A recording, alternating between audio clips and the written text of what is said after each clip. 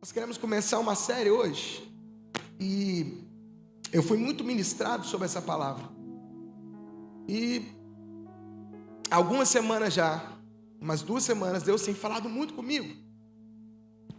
E o nome dessa série, e eu preciso que você esteja conosco nesses próximos domingos para você não perder nada, vai ser o Partir do Pão. Fala comigo, o Partir do Pão. Essa série ela vai ser extremamente importante para o crescimento, extremamente importante para a maturidade da nossa igreja, mas presta atenção, olha para mim. Em todo lugar que nós estamos, nós temos estágios que nós precisamos passar. Nós temos degraus que nós precisamos subir, nós precisamos avançar. E nesse ponto, nesse tempo, nesse ano, nós estamos próximos de inaugurar a nossa casa aqui em Barra Mansa. Nós precisamos rever algumas coisas na nossa vida. Nós precisamos de um ponto de partida para uma vida de maturidade. Nós precisamos parar de ser infantis na fé e ser homens aprovados pelo Senhor. Para que nós chegamos nessa, a Bíblia diz, na estatura de varão perfeito, nós precisamos crescer. Nós precisamos mudar o nível. Mudar a nossa vida, sair do comodismo, sair da zona de conforto e falar: Senhor, Tu tem autoridade para transformar o que tiver que ser transformado. Sabe, muitas pessoas chegam no nosso meio e Deus pode transformar tudo na vida dele. Mas ele fala assim: Senhor, sabe aquele quartinho guardado? Aquilo não, mas o Senhor fala: cara, eu quero mudar a casa de lugar, eu quero tirar os móveis de lugar, eu quero mudar os cômodos de lugar. Ele fala: não pode fazer tudo, mas aquele quartinho ali não mexe não, porque aquilo ali só eu posso mexer. Olha para mim, eu te pergunto uma coisa: você acha correto ou certo tomar de uma mamadeira? Sim ou não? Depende. Depende do quê? Da sua idade. Você tomar de uma mamadeira para uma criança é normal. Para uma criança de 1 ano é normal. Mas para mim, que tem um pouquinho só de há 30 anos, não pode. Errado. Não faz sentido. Mas para uma criança pequena faz todo sentido. Por quê? Porque ela ainda está amadurecendo. Então presta atenção, não é uma questão de ser errado. É uma questão de amadurecimento de vida. Não é uma questão de estar certo ou errado. É uma questão da medida que o Senhor está te aperfeiçoando na revelação de Cristo em nós. Então tem certas coisas que não fazem mais sentido para mim, nem para você. Às vezes nós vemos pessoas chegando para caminhar conosco, aceitando Jesus aqui, no primeiro ano, primeiros 6 meses, nós vimos a pessoa engatinhando, olhamos para ela e falamos assim: nossa, tem uma caminhada longa, para que ela consiga crescer na fé. Sabe que, eu abro um parênteses aqui, presta atenção no que eu vou te dizer, muito importante isso. Certos lugares não esperam o seu crescimento. Vou repetir para você: certos lugares não esperam o seu crescimento. A única forma de uma criança crescer é alimentando a criança e não puxando a perna dela. Você pode pegar uma criança de 1 ano e puxar a perna dela, tentar esticar a perna dela, ela não vai crescer. Ela continua com 1 ano. Mas conforme ela vai se alimentando, ela vai criando o quê? Maturidade, crescendo na sua vida. Mas alguns lugares não quer que você demore demais para crescer. Então o que ele quer fazer? Ele quer esticar a sua perna, ele quer esticar o seu braço. Ele bota uma roupa em você que é parecida com a do pastor. Ele bota um sapato lá envernizado para você parecer com o presbítero. Mas a verdade é que por dentro você continua imaturo. Sabe qual é o problema? Te jogam muitas coisas nas costas, mas você não está preparado para você viver aquilo, nem receber aquilo. Sabe o que vai acontecer? Você não vai conseguir, você vai ruir. Por quê? Você não está preparado para isso. Eu entendo que todos têm um momento certo para crescer, amém? E qual que é o papel da igreja nesse crescimento, pastor? Dá alimento para você. Se você for bem alimentado, você vai crescer. Se você tiver a comida certa, você vai crescer. Então, tem muitas coisas que hoje nós falamos, jamais faríamos. Não que estava errado, mas naquele momento fazia sentido, hoje não faz mais. Por isso que algumas pessoas chegam em mim e falam assim: pastor, olha, eu gostava mesmo de tomar um gelo, uma cervejinha, mas sabe, não faz sentido mais para mim. Pastor, eu gostava de ir na balada, pô, eu ia, rapaz, eu ficava como? Daquele jeito. Mas agora não faz sentido para mim. Por que não faz sentido? Porque você cresceu. Porque você amadureceu. Fala comigo, amadurecimento. Eu não sei quanto tempo de conversão você tem, mas existem muitas coisas na nossa vida cristã que eu olho e falo: jamais eu faria isso de novo. Meu irmão, eu jamais faria isso de novo. Tem tantas coisas que nós já fizemos na vida cristã que nós olhamos para trás e falamos: cara, isso já não faz sentido para mim. Por quê? Porque eu cresci. Eu ficava empurrado. Eu não queria. Eu não gostava. Eu bati o pé igual uma criança emburrada. Não faz sentido mais. Por quê? Porque eu cresci. Deixa eu te falar uma coisa. Olha para mim, eu vou te falar uma frase que eu aprendi e nunca esqueci. Quero que você guarde no seu coração. O mais maduro numa discussão sempre leva o dano. O mais maduro numa discussão, seja ela no casamento, seja ela entre amigos, seja ela na família, o mais maduro sempre vai levar o dano. Por quê? Eu sou tão maduro que isso não importa mais para mim. Você está comigo? Fala amém. Então presta atenção numa coisa. Por isso que nós começamos a plantar essa igreja não com a perspectiva de que ela é um bebê que acabou de nascer um ano, mas nós começamos a plantar essa igreja com a perspectiva que Deus nos deu ela e está amadurecendo ela para o tempo como hoje. Que Deus está amadurecendo a igreja para viver algo extraordinário. Presta atenção. Se eu tivesse um filho de 5 anos, ele seria dono da minha herança, sim ou não? Sim ou não? Sim. Sim. O meu filho é dono de tudo. Mas presta atenção, eu posso dar a chave do carro na mão dele? Sim ou não? Ele é dono, sim ou não? Sim. Mas ele pode pegar o carro, sim ou não? Por que ele não pode pegar o carro? Porque ele não é dono? Não. Porque ele não é maduro o suficiente para pegar o carro. Deixa eu te falar uma coisa, sabe por que Deus não te deu muitas coisas ainda? Porque você não é maduro para receber tais coisas. Você é dono de tudo. Você faz parte da herança do Senhor. O Senhor já declarou, já entregou nas suas mãos. A Bíblia diz que nós somos herdeiros de Jesus. Tudo é nosso. Mas por que não chegou nas nossas mãos? Porque eu não sou maduro para receber aquilo que Deus pode me dar. Quando eu for, eu vou receber. E eu preciso que você entenda com o coração muito aberto isso. Porque isso vai trazer uma metanoia em você, uma revolução na sua vida. Eu preciso que você entenda que nós estamos num tempo de amadurecimento. Nós estamos num tempo de crescimento.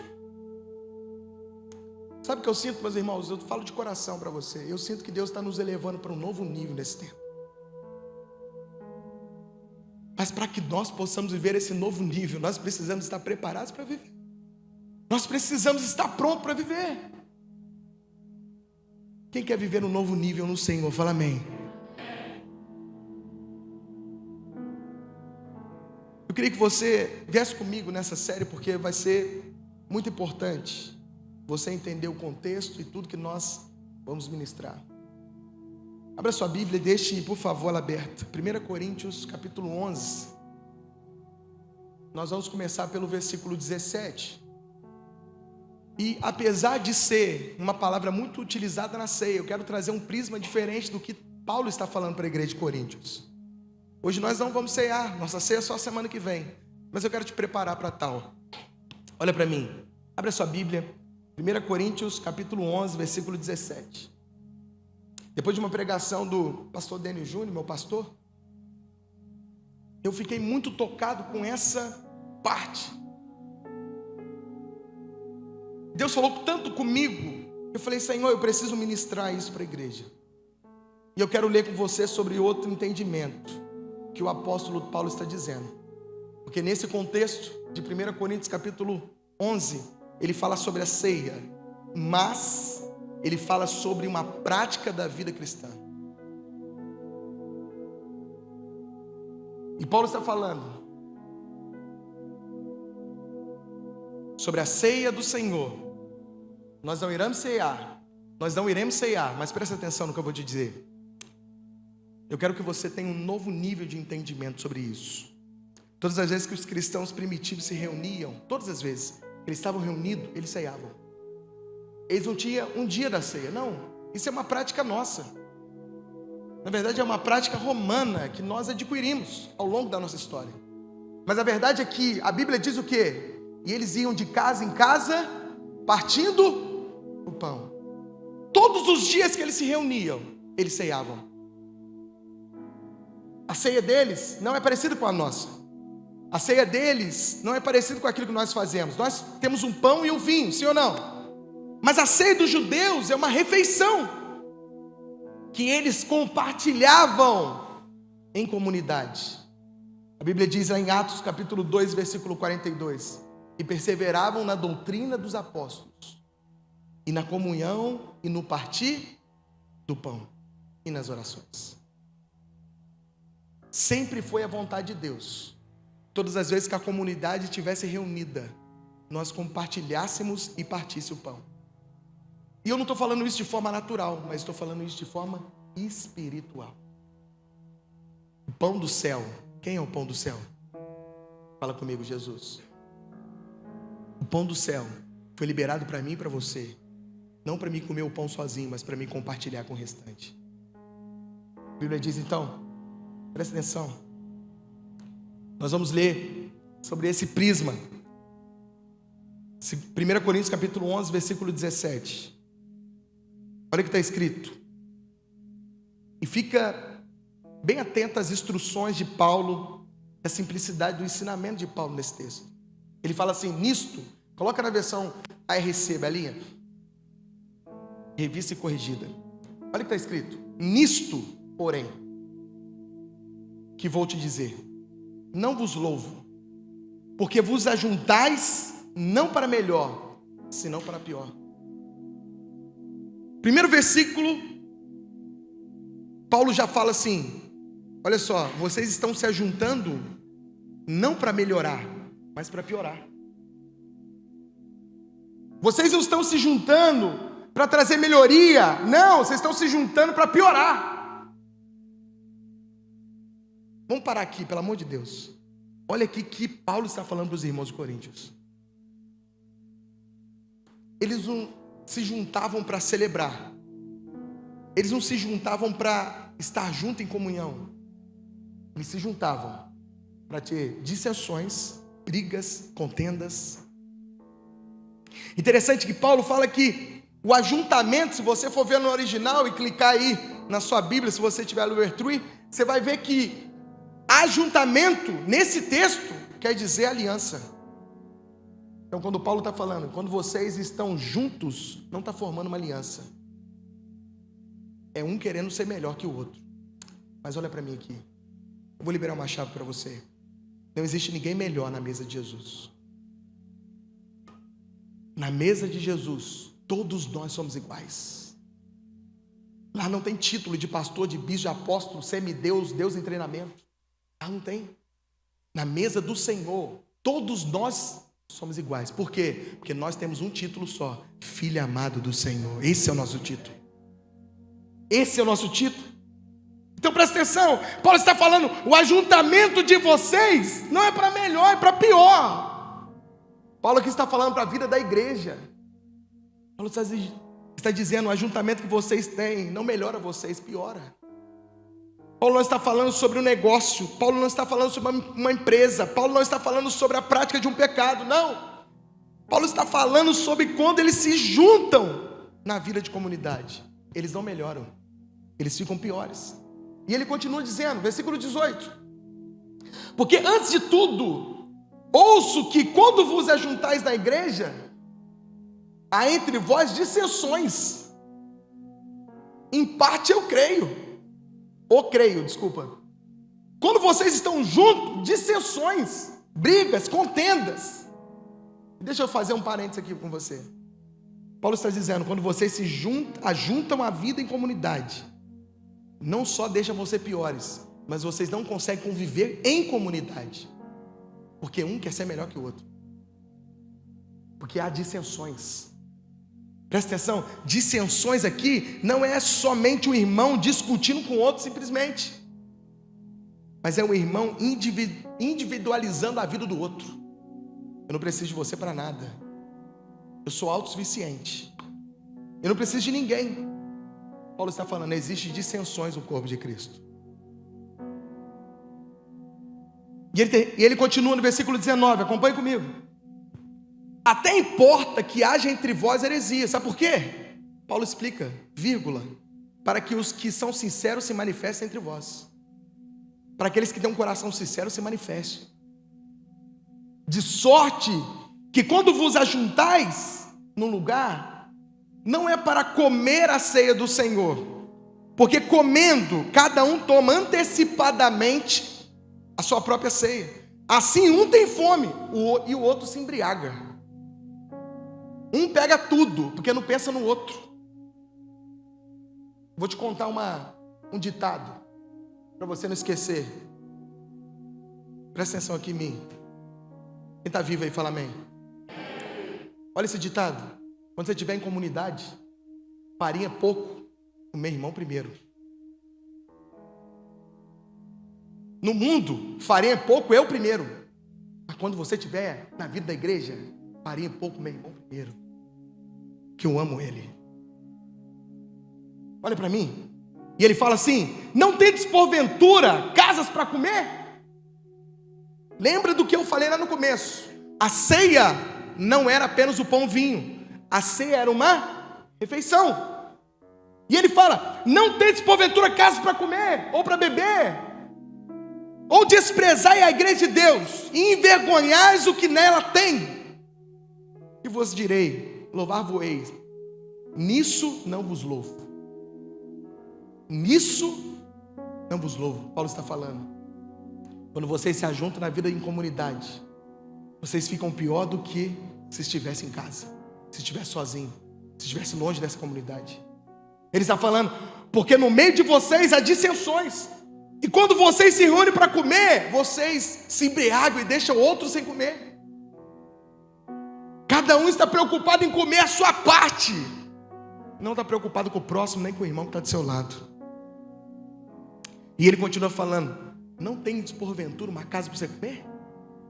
Você precisa vir mesmo nesse tempo, na comunidade, comer tudo, deixar os irmãos sem comer?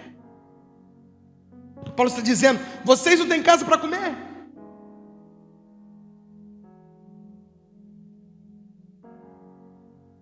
Paulo continua, 23, quem está vivo aí fala amém. Porque eu recebi o Senhor, o que também vos ensinei, que o Senhor Jesus, na noite que foi traído, na noite que Jesus foi traído, ele não pegou o pão para si, mas a Bíblia diz que na noite que ele foi traído, tomou o pão, dando graças a Deus, o repartiu entre a comunidade. Ele sabendo que ia morrer, ele sabendo que ia precisar de alimento, ele sabendo que ia precisar ter um corpo mais saudável para aguentar tudo que ele ia aguentar, ele levanta os pão para o céu, dá graças a Deus e fala, não tem nada a ver comigo, mas tem a ver com a comunidade, não é só para mim, mas é para todos, por isso eu reparto entre vocês. Presta atenção nesses 3 princípios, fala comigo, tomou o pão, deu graças e o partiu. Versículo 25, a Bíblia diz, semelhantemente, também, depois de ceiar, tomou o cálice dizendo, esse cálice é o novo testamento do meu sangue. Fazer isso todas as vezes que bebedes, em memória de quem? De mim ou de Deus? Em memória do meu pecado ou de Jesus? Por que que alguns lugares então, quando você vai cear, eles falam assim: lembra do seu pecado que você fez no sábado? Lembra do pecado que você fez durante a semana? Ai de ti, irmão, se você cear. Não é isso que a Bíblia diz. A Bíblia diz: fazei isto todas as vezes em memória do sacrifício da cruz do Calvário. Todas as vezes em memória do sacrifício de Jesus. Porque todas as vezes que comerdes o pão e beberdes o cálice, anunciai a morte do Senhor, falando: Ele morreu, o seu sangue verteu na cruz, eu fui salvo, perdoado e justificado, e hoje Ele está vivo, vivo, vivo. Não existe poder da morte contra Jesus. Jesus está vivo. Oh, aleluia. Você pode falar aleluia nessa noite? Aleluia. Ele está vivo. Ele fala: portanto, qualquer um que comer desse pão e beber do cálice do Senhor. E aí vem a parte que todo mundo usa para que você não ceie. Portanto, qualquer um que comer desse pão, beber desse cálice do Senhor indignamente, será culpado do corpo e do sangue de Jesus. Examine, pois, o homem a si mesmo, e assim coma desse pão e beba desse cálice. Porque o que come e bebe indignamente, come e bebe para a sua própria condenação, não discernindo o corpo do Senhor. E quando chega no final desse versículo, ele dá a chave de todo o texto. Fala comigo: discernindo, mais forte, discernindo o corpo do Senhor. E eu quero mergulhar com você nesse texto. Olha aqui para mim. Paulo utiliza uma palavra que necessita ser esclarecida no tempo de hoje, porque ela é usada de forma incorreta. Indignamente não é sujeito, é advérbio de modo. Vou falar de novo para você. Indignamente não é sujeito, é advérbio de modo. A forma que eles ceiam não tem a ver com alguém indigno, porque quem é digno para tomar a ceia então? Quem é esse ser digno que possa tomar a ceia? Infelizmente, alguém que não entende, vem por muitos anos não recebendo da ceia do Senhor e não participando da mesa. Indignamente, olha para mim, indignamente é a falta de clareza daquilo que o Senhor quis dizer. Indignamente é a falta de revelação do que de fato é a ceia. Paulo está dizendo o seguinte: no meio de vocês, quem come e bebe sem a percepção do corpo do Senhor, ele come e bebe para a sua própria condenação, porque come e bebe sem saber o que está fazendo.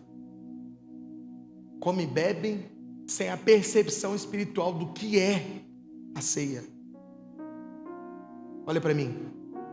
Paulo faz uma diferença da ceia que ele está dizendo em Coríntios, da ceia que Jesus deixou ministrada. E qual que é a diferença? Paulo diz: primeiro, vocês chegam para comer o próprio pão, vocês vêm somente se alimentar. Por acaso vocês não têm casa para se alimentar? Em nenhum momento a igreja de Coríntios tinha no coração de chegar para compartilhar. Não, eles chegavam para comer, se embriagar e ir embora para casa. E aí Paulo diz: vocês estão preocupados em se embriagar? E eu preciso que você entenda o sentido espiritual do texto. Retire por um momento o aspecto da ceia agora. Vocês vêm aqui para comer, para se embriagar. Paulo está dizendo: Jesus fez ao contrário daquilo que vocês estão fazendo. Porque o Senhor, na noite que foi traído, Ele tomou o pão, deu graças e repartiu com os discípulos. Em nenhum momento Jesus pensou nele, Jesus pensou em todos. Sabe qual é o problema? É que no tempo de hoje, sabe por que existe uma palavra? Que no fim dos tempos o amor esfriaria. É que você não ia amar seu pai mais, sua mãe mais, seu irmão. Não, é que no fim dos tempos você ia pensar só em você. não ia pensar no restante. Você ia pensar só no seu conforto, naquilo que você pode ter. Não, mas e o fulano? Que se dane o fulano, meu irmão. Eu estou bem. Mas não é isso que a Bíblia diz. Não é isso que Jesus deixou para nós. E olha para mim, presta atenção no que eu vou te falar. A Bíblia diz assim: maldito é o homem que confia no homem. E aí muitas pessoas falam assim: maldito é se eu confiar no Mateus. Mas não é isso que a Bíblia diz. Maldito é o homem que confia no homem, nele mesmo. Porque a sua carne não vale de nada. E tem muitas pessoas confiando em si e deixando de confiar no Senhor. E quando você confia somente em você, deixa eu te falar uma coisa. Quando você confia somente em você, você deu um prazo de validade. Uma hora o seu ego vai ser maior que você. E aí você vai começar a perder as coisas. E olha para mim aqui, presta atenção no que eu vou te falar. Paulo está dizendo para a igreja de Coríntios: a vida em comunidade de vocês traz morte, porque é uma vida em comunidade egoísta. Todo mundo pensando em si, não pensando no próximo. A vida de comunidade que vocês fazem, utilizam, participam, é uma vida egoísta. Porque é uma vida que pensa só numa pessoa. É uma vida onde você quer comer o pão do Senhor sozinho, sem ter que compartilhar. Você vem na reunião preocupado com o seu pão. Você vem na reunião preocupado com resolver o seu problema. Você vem para cá, para a vida da igreja. Eu estou preocupado, eu tenho que pagar as dívidas. Eu e mais eu. Porque eu tenho muitas coisas para resolver. E aí Paulo está dizendo, isso traz morte para a comunidade. Por quê, pastor? Porque vocês chegam preocupados em comer o pão. E Cristo, eu quero que você aprenda isso em nome de Jesus. Você chega preocupado em comer o pão. O que vai ter para mim? Eu quero que a adoração entregue o melhor louvor, que tenha a melhor palavra, que isso e aquilo. Você chega preocupado em comer o melhor pão, só para você. Só que Cristo não é visto quando o pão é comido. O ajuntamento não revela Cristo quando o pão é comido. Paulo está dizendo, o princípio é esse. Tomou o pão, deu graça e repartiu. Porque Cristo só pode ser visto quando o pão quando o pão é repartido, compartilhado. A única forma de você ver Jesus, o que aconteceu lá no caminho de Emaús? Eles estavam com os olhos fechados, mas quando Jesus partiu o pão, seus olhos se abriram. A única forma na comunidade de Jesus ser visto é quando é compartilhado o pão. Você está comigo? Fala amém. Paulo está dizendo, todo princípio de egoísmo, todo princípio singular na vida da igreja vai produzir morte. E o pastor Gustavo Paiva falou uma coisa na conferência que mexeu comigo. Ele falou assim, por que a Bíblia diz assim, quando tiver 2 ou 3 reunidos, ali se manifesta a glória de Deus, poder de Deus. Por que ele não usou 1 e 2? Porque 1 e 2 é quanto? 3. Não é verdade? Por que então Jesus usou 2 e 3? E Deus falou algo no coração dele que mexeu muito comigo. Ele falou o seguinte, 1 é singular. O primeiro número plural começa no 2. A vida cristã nunca vai ser vivida no singular, sempre vai ser vivida no plural. Por isso Deus falou 2 ou 3. Se reunido, a manifestação da glória de Deus. Porque o que nós vivemos aqui é sobrenatural. Quem ama a família Dínamos, fala amém. Amém. Sobrenatural. Mas deixa eu te falar uma coisa, Deus quer elevar o nível que você está. Não para você vir buscar o pão, mas para você vir partir o pão. Você vir repartir o pão. Não para você pensar assim, eu vou sair de casa e o irmão vai falar comigo, vai me entregar uma revelação. Eu vou ver aquela irmã do coque ungido passando e vai me entregar uma palavra. Não, é você sair de casa e falar assim, eu sei que quando eu chegar na minha comunidade o Senhor vai me usar, porque eu tenho um pão em mim. E se eu tenho um pão em mim, eu posso compartilhar com os meus irmãos. Deus não te chamou para ficar sentado na cadeira. Deus não te chamou para limpar as cadeiras. Você chega, limpa e vai embora. Deus não te chamou para isso. Deus te chamou para você vir compartilhar e partir o pão junto com a sua comunidade. Pastor, não sei fazer nada, sabe?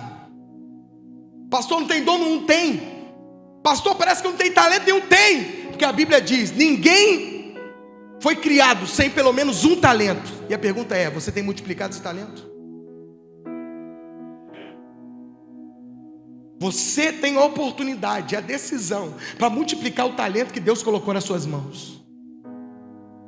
Não adianta enterrar achando que o seu talento não vale de nada, achando que o seu dom não vale de nada. Ei, Deus está falando com você nessa noite, meu irmão.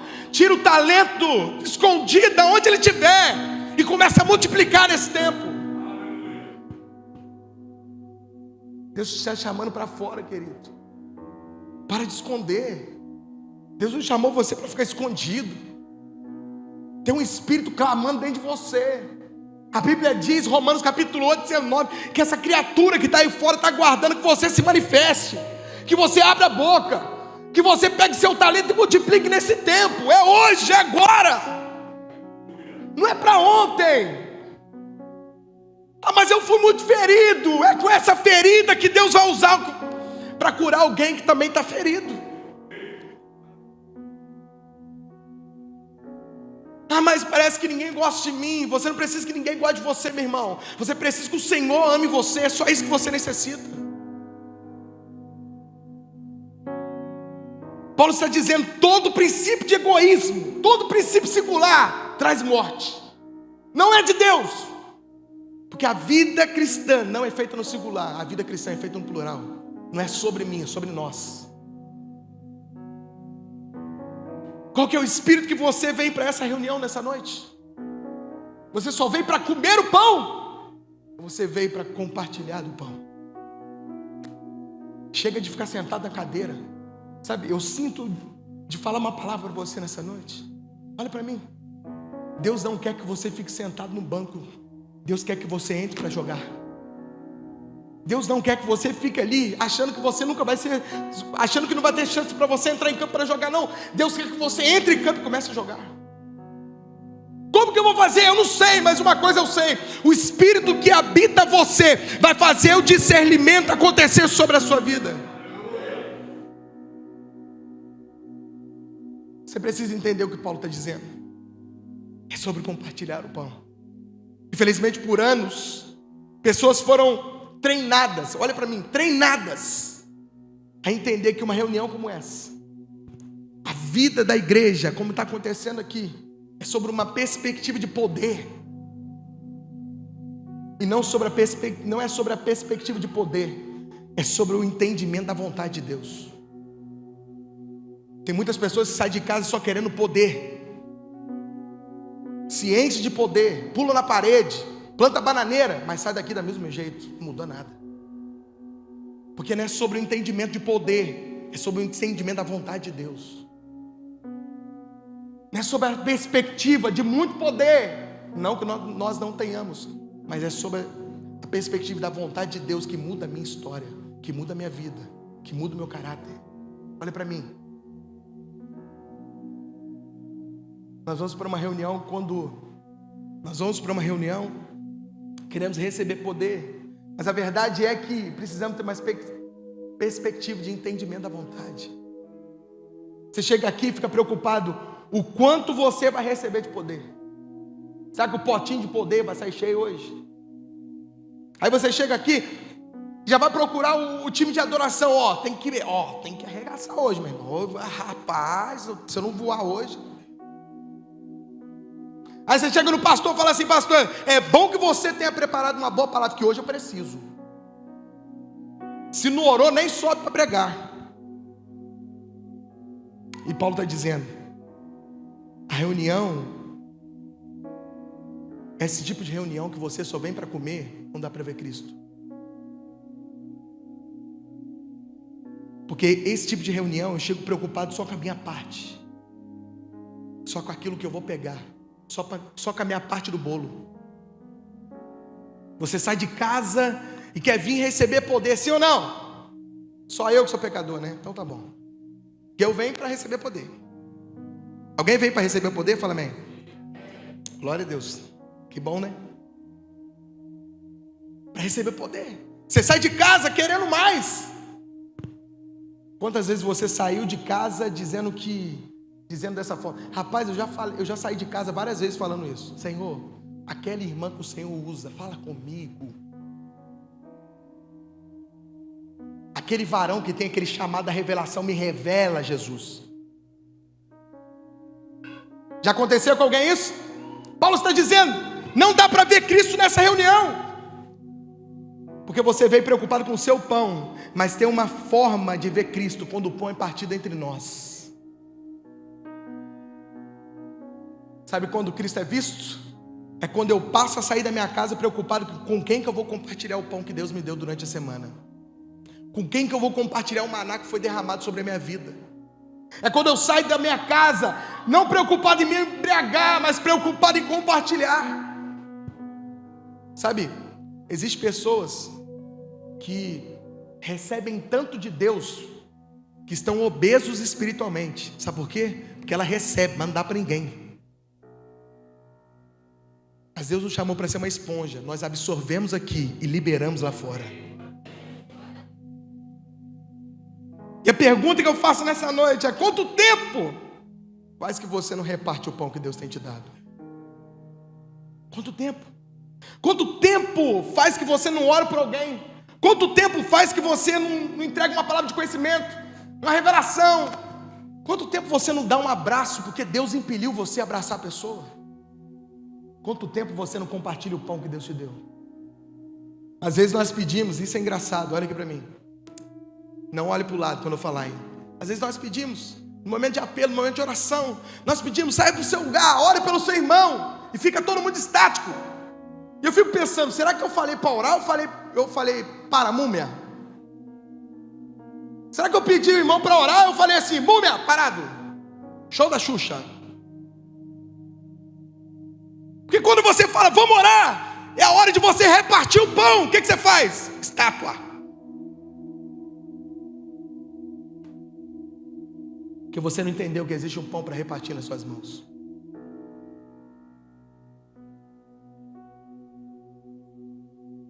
Porque infelizmente você veio para o culto só para comer e não para repartir. Só que Deus quer te levar num novo nível de entendimento. Eu não saio de casa para comer, eu saio de casa para repartir aquilo que Deus já me deu. Eu não saio de casa pensando que eu vou chegar lá e eu vou pegar o pedaço do bolo e vou embora. Não, eu saio de casa falando, Senhor, eu quero ser a voz profética nesse tempo, me usa. Você está comigo? Fala amém. Você entende que temos uma teologia hoje que nos drena a chegar somente para comer o nosso pão. Parece que você foi ensinado, treinado a só chegar para isso, comer o nosso pão. Paulo diz que tem dissensões no nosso meio, porque você chega, senta e pede o cardápio. Quando a comida não te agrada, sabe o que você faz? Você pega e vai para outro restaurante. Sabe por quê? Porque a igreja se tornou passiva a falar somente aquilo que você gosta, não aquilo que você precisa. A igreja se tornou passiva. Eu não posso falar isso porque o irmão vai ficar chateado comigo. Eu não posso falar aquilo, senão a irmã vai sair da igreja. Meu irmão, eu falo aquilo que Deus manda. Sabe por quê? Presta atenção no que eu vou te falar. Eu tenho uma dica para você. A palavra não é um cardápio para ser analisado. A palavra é um cardápio. A palavra é para você, é para fluir dentro de você. Tem muita gente analisando palavra como cardápio. Essa parte eu como, essa eu não como. Essa parte eu pego, essa eu não pego. A palavra não é um cardápio para você analisar. A palavra é para fluir dentro de você. Em Lucas capítulo 24, a partir do verso 13. Está comigo? Fala amém. Olha o que a Bíblia diz. Se você está vivo aí, fala aleluia. Lucas capítulo 24, a partir do verso 13, a Bíblia diz o seguinte: que os discípulos encontram Jesus no caminho de Emaús. E os discípulos encontram Jesus, mas os seus olhos estão fechados. Eles não percebem que Jesus está falando. Eles não percebem que Jesus está pregando. Sabe o que é interessante? Jesus está pregando e o coração dele está ardendo. mas eles não sabiam que é Jesus. Os discípulos estão caminhando com Jesus, sendo instruídos por Jesus. Jesus está pregando para eles, falando com eles. Está acontecendo algo especial no coração deles. Mas eles não perceberam que era Jesus. Eles não entenderam que era Jesus que estava caminhando com ele. Presta atenção. Jesus entra na casa. Eles tomam o pão, dão graças e parte o pão. O que acontece quando o pão é partido? Os seus olhos se abrem. Olha aqui para mim. Os olhos não abriram na hora que eles comeram o pão. Tem muitas pessoas que estão comendo pão conosco, mas seus olhos não abriram aí de revelação da palavra de Deus. Tem muitas pessoas comendo, se empanturrando do pão, embriagando aqui, mas não tiveram revelação no entendimento de qual é o seu chamado, qual o propósito e aquilo que o Senhor chamou você para ser. Eles comeram o pão, os seus olhos não abriram, mas quando Jesus partiu o pão, seus olhos abriram. Eu sinto falar para você nessa noite que Deus vai descortinar os seus olhos, que Deus vai abrir os seus olhos, abrir os seus olhos para entendimento e revelação da palavra, para que você não seja aqui apenas um consumidor, mas que você de fato se transforme num produtor aqui nesse tempo. Não daqueles que querem só receber, mas daqueles que querem doar também. A Bíblia diz que o coração deles estava aquecido, mas os olhos deles não estavam abertos. Muitas pessoas têm um coração aquecido para Deus, mas seus olhos estão fechados para a revelação da palavra. Você precisa entender que a revelação é mais importante que poder. Sabe por que a revelação é mais importante que poder? Pega essa chave, pelo amor de Deus. Sabe por que a revelação é mais importante que poder? Porque você esquece o que você sentiu, mas você nunca vai esquecer aquilo que você entendeu. Nunca. Aquilo que você entendeu, você nunca vai esquecer. Mas aquilo que você sentiu, talvez vai se passar. Por isso que a perspectiva daqui é mais do que poder, é entendimento. Porque tem gente que sentiu poder a vida toda, mas não mudou nada na vida dela. E aí a gente recebe algumas pessoas, a esposa fala assim: pastor, tem 30 anos que ele é crente, mas tem 30 anos que ele mete a mão na minha cara, que ele me trai. Sabe por quê? Porque ele recebeu poder, mas não mudou o caráter. Porque para mudar o caráter tem que ter entendimento da palavra. Para mudar o caráter tem que ter revelação da palavra. É um crentossauro, conhece tudo. Sabe que é a hora da oferta, sabe que é a hora da palavra, sabe que é a hora do louvor. Mas o que isso muda? Nada. Lá no céu não vai ter liturgia, lá no céu vai ter santo. Santo, santo é o Senhor dos exércitos. Santo, santo é o Senhor dos exércitos. Lá não tem liturgia, lá tem poder e entendimento. Por isso que a perspectiva daqui não é mais poder, é entendimento. Presta atenção, eu já fui em vários lugares, já senti poder, já estribuchei no chão, meleca voou na cara, chorei tudo que eu tinha que chorar. Mas a mudança real aconteceu quando eu tive um entendimento transformado. Quero trazer alguns não, né? Um aspecto, porque nós começamos essa semana e nós vamos terminar nas próximas semanas, amém? Eu quero trazer um aspecto só para você, para a gente finalizar. O aspecto que eu quero falar para você nessa noite: o Evangelho troca a nossa perspectiva. Qual é a perspectiva que eu tenho quando eu só quero comer o pão? Uma perspectiva, presta atenção nisso, é uma perspectiva miserável. Por quê? Porque eu só penso em mim. Nós precisamos mudar o motivo pelo qual somos comunidade. A nossa percepção, a nossa perspectiva precisa ser transformada. Porque o Evangelho de transformação sobre a minha vida, ele sempre vai mudar a minha perspectiva. Antes eu chegava querendo apenas o meu pão, mas hoje eu chego querendo compartilhar e repartir o pão. Olha aqui para mim, nós estamos finalizando. Vamos ser sinceros. Nós ouvimos o tempo todo: vem aqui que Jesus vai te dar, sim ou não? Vem aqui que Jesus vai fazer. Isso não está errado, faz mesmo, pode dar. Mas como eu disse lá no começo, no caminho de maturidade Jesus dá, Mas à medida que eu amadureço, eu percebo que é mais do que Jesus me dando, é mais do que o pão que eu como. O Evangelho muda a perspectiva daquilo que eu estou recebendo dia após dia. É mais do que Jesus está me dando, é mais do que uma vitória que eu recebi. É Deus me amadurecendo para aquilo que Ele vai vir sobre a minha vida. Porque agora eu não sou mais necessitado, agora eu sou doador. Eu sou livre de uma mentalidade miserável. E presta atenção, a mente miserável é a visão onde eu recebo apenas, em detrimento de dar. Só quero para mim, não quero dar para ninguém. Só eu que recebo, que se dane o resto.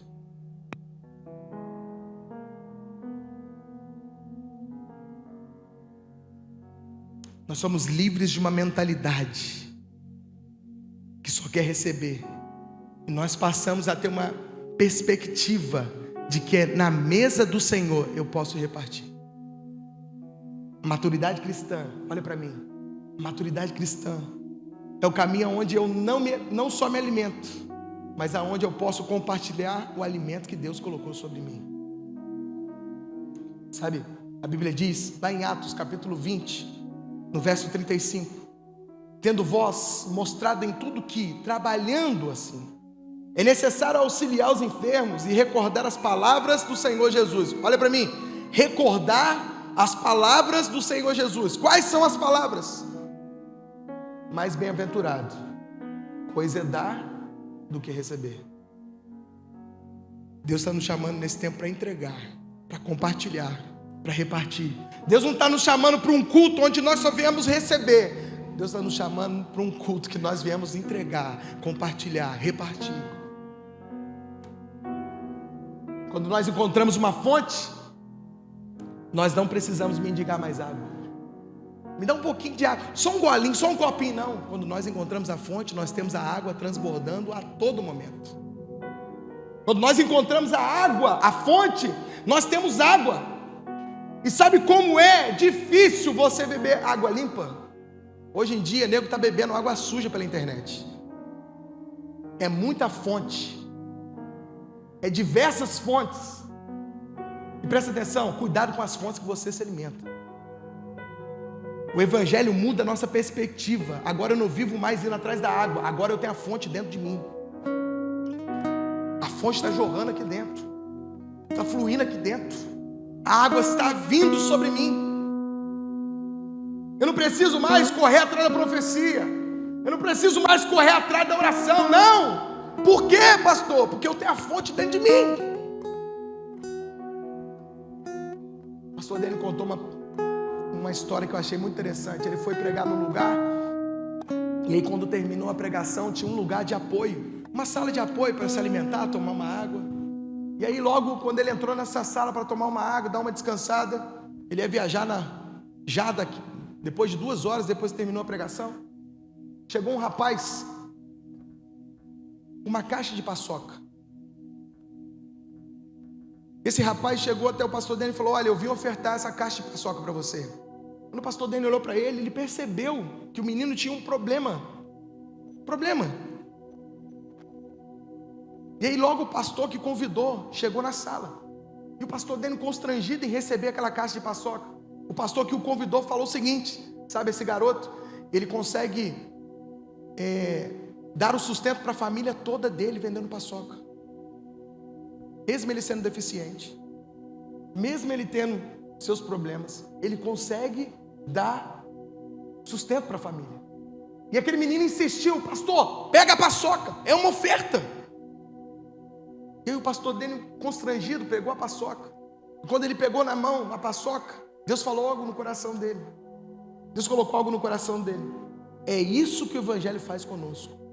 Ninguém mais é miserável, todos nós podemos ser doadores, independente de quem nós somos, independente se nós não temos, independente se não tem como eu fazer, todos nós podemos ser generosos.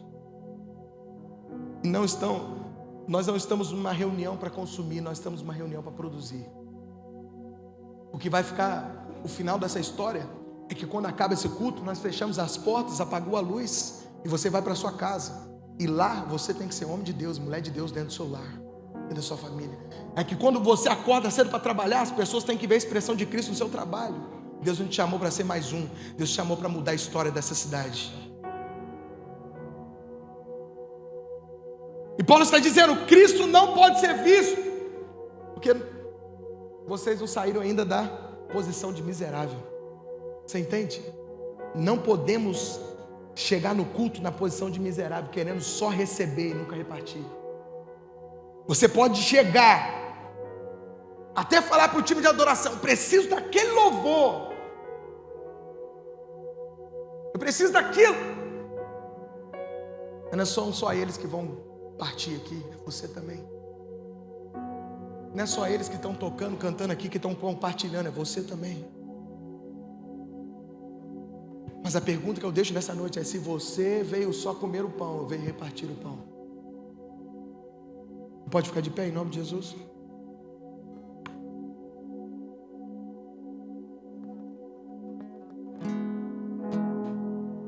Paulo está dizendo: acaso não existe uma fonte que jorra na sua casa?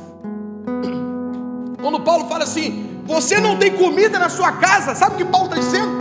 Acaso não tem uma fonte que jorra dentro da sua casa, dentro do seu quarto, dentro do seu trabalho? Acaso você não está manifestando a glória de Deus aonde você está passando? Porque presta atenção numa coisa, o culto é só a expressão daquilo que você é durante a semana. Você só pode dar aquilo que você já tem. Nós temos uma fonte que flui em nós e através de nós. Nós temos um pão para repartir. E a nossa perspectiva muda quando encontramos a fonte que é Jesus. Você não precisa mais mendigar a água. Agora você tem a fonte dentro de você. Feche seus olhos aonde você está.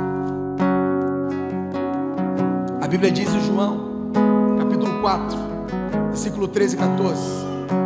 Jesus respondendo disse-lhe: qualquer que beber dessa água tornará a ter sede, mas aquele que beber dessa água que eu lhe der nunca mais terá sede, porque a água que eu lhe der fará nele uma fonte de água a jorrar para a vida eterna. Aquela mulher precisava de água.